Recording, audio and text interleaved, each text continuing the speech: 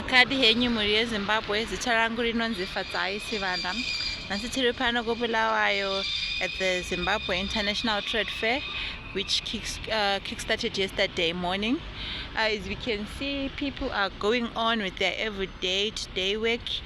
It seems like the traffic is the same what we usually get during this time of the year. People did not adhere to the calls for a stay away. People are still coming and moving about, getting ready for the business days which are happening tomorrow and Thursday. Don't forget to like and subscribe. Drumas Media taking you to another level. As we can see, traffic seems to be a lot.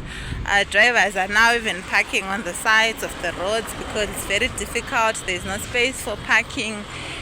The trade fair has kick-started and people are getting ready for the days of showcasing. Aside apa kune Luna Park for the kids. As you can see, the team is setting up.